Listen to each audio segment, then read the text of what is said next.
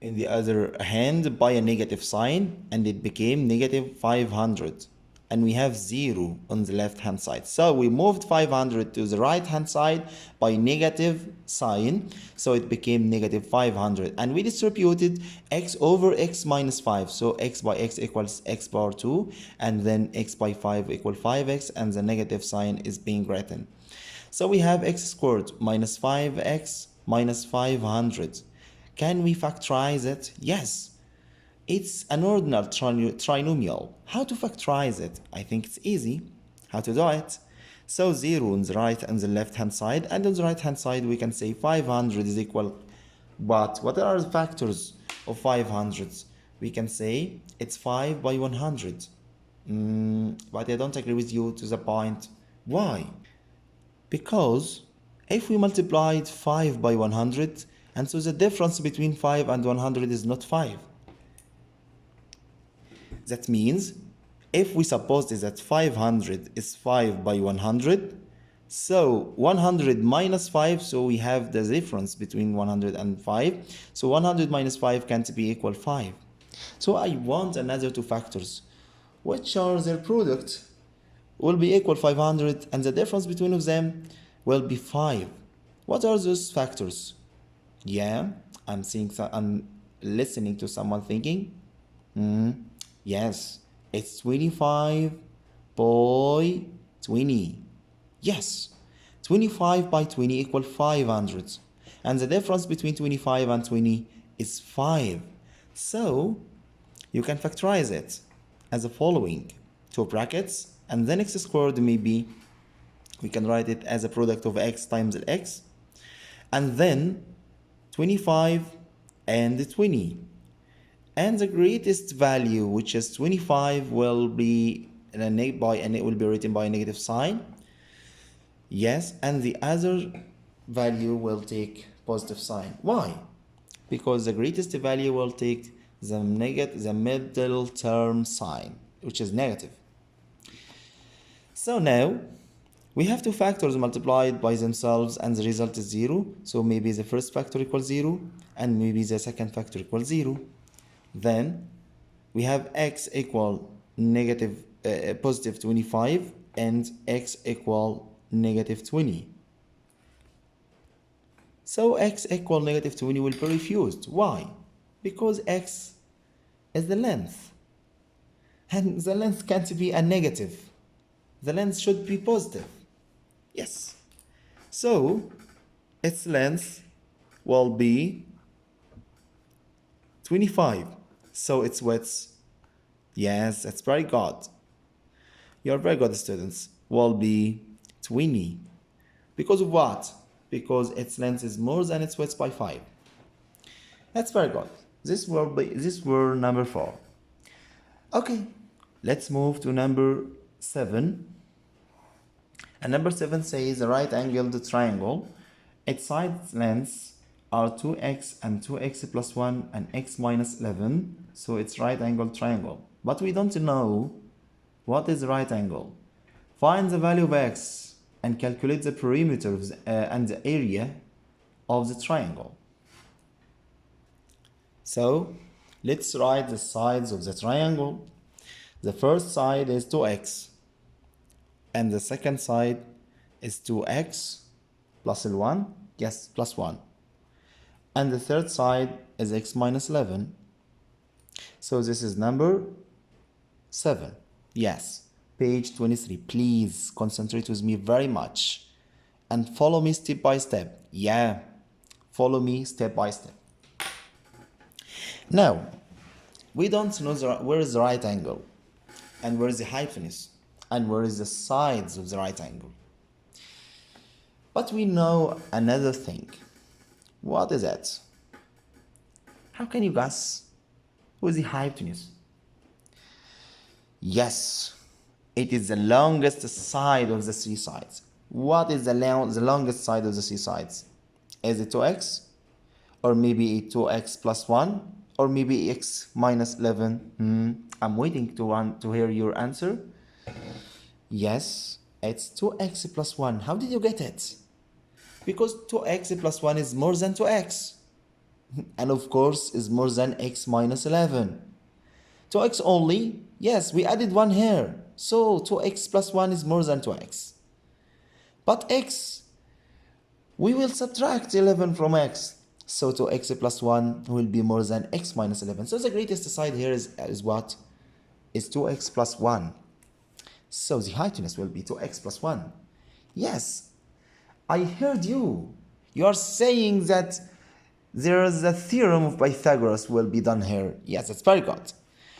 Yes, can you complete? Yeah, it's 2x plus 1 all power 2 equal 2x power 2, yes, plus x minus 11 power 2. That's very, very, very good. This is a Pythagoras theorem. This is called the Pythagoras theorem. Yeah, let's complete. Yeah, how can you find the value of 2x plus 1 all power 2? It's a perfect square.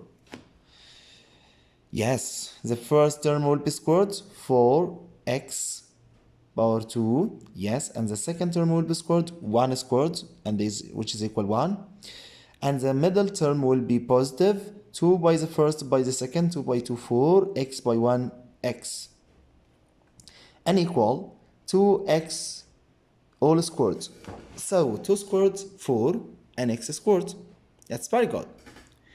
And we have, yes, the same is a perfect square. How can you find the value of it? It's x power 2 and then negative 22x and then, yes, 11 squared. What about 11 squared? 11 squared, 121. That's very good. And now we have 4x squared, and on the other side we have also 4x squared. So 4x squared will be moved to the other side by a negative sign, will be negative 4x squared. Yes, and will be cancelled with positive 4x squared. That's very good. Again, we have positive 4x squared, and it will be moved to the other side by a negative sign, and it will be negative 4x squared, and it will be cancelled with positive 4x squared. We have also what? Positive 4x, and it will be moved to the other side by a negative sign, and it will be negative 4x. And then we have negative 4x and negative 22x, so the result will be negative 26x. That's very good. Let's complete. Go on. And then we have, so we make a rid of 4x, and now we have 1. 1 will be moved to the other side by a negative sign, and it will be negative 1. So negative 1, and we have positive 121, so the result will be 120. And then we have x squared alone, and it will be written as it is. And so on the left hand side we don't have anything, so we will put 0. Now we have this equation, and we want to factorize it to find the value of x. How can you find it? Or how can you factorize it? Yes, it's easy. We have 120. What is the product? Well, we are searching for two factors, which are its product. Their product is 120, and the positive means, the sum of them equal 26. Yes, I'm hearing someone saying, Mr. It's 20 by 6. That's very good. 20 by 6. 20 by 6 equal what? 20 by 6 equal 120. That's very good. And 20 plus 6 equal 26. That's very, very, very good. Now it's your turn to factorize it. We have two brackets, and then x squared may be x by x, and then we have 20 and 6, and we have the positive sign, means the two signs will be similar, and it will be negative and then negative. So now we can find the value of x. Maybe x minus 20 equals 0, or maybe x minus x equals 0, and that means x equals 20 or x equals 6. So maybe x equals 20 and maybe x equals 6. In the case that x equals 20, the sides will be 2x may be mean 2 by 20, which is equal 40. And then 2x plus 1, 40 plus 1, which is equal 41. And then x minus 11, 20 minus 11, which means 9. So in that case, perimeter will be 40 plus 41 plus 9, which is equal 40 plus 50, which is equal 90 centimeters. In the other case, x equals x. Yes. So the first side will be 2x means 12. And the second side will be 2x plus 1 means 12 plus 1 means 13. And the third side will be x minus 11. X minus 11 means what? Means 6 minus 11. 6 minus 11? Yeah. What's the result of 6 minus 11? 6 minus 11 means negative, yes, negative 5. No, it's refused. Why? Because it's the length of a side and can't be a negative. So that case will be refused. Why? Because we got a side by a negative sign and it can't be like that. So that case will be refused. Now let's move to number 8. Number 8 says, which real number exceeds its multiplicative inverse by 5 over x? What do we mean by saying so? Which real number exceeds its multiplicative inverse by 5 over 6? Yes, as in each case, we will suppose that the real number is x. Yes, it's very good. So, suppose that this is number 8. That's very good. Suppose that the real number will be x. And then, what about its multiplicative inverse? Multiplicative inverse of x will be 1 over x. That's very good. He says that the real number exceeds. Exceeds means what? Means minus. Yes.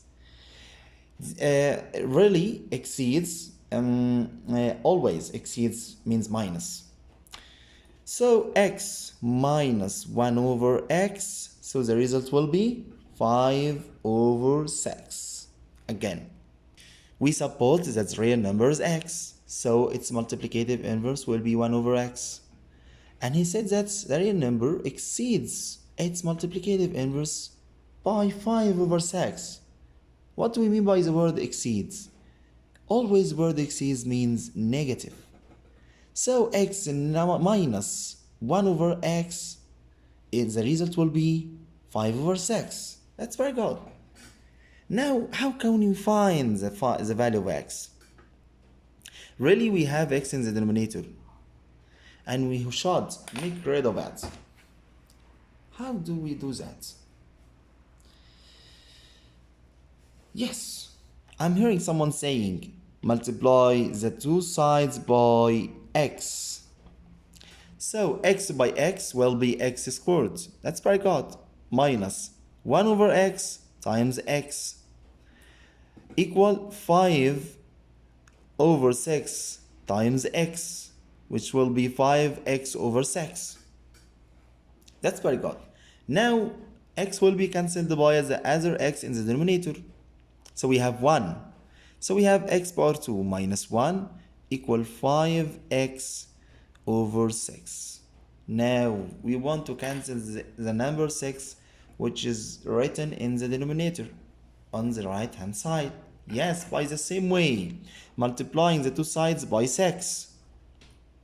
So 6x squared minus 1 by 6 equals 6 equal 5x over 6 by 6. So 6 will be cancelled by 6.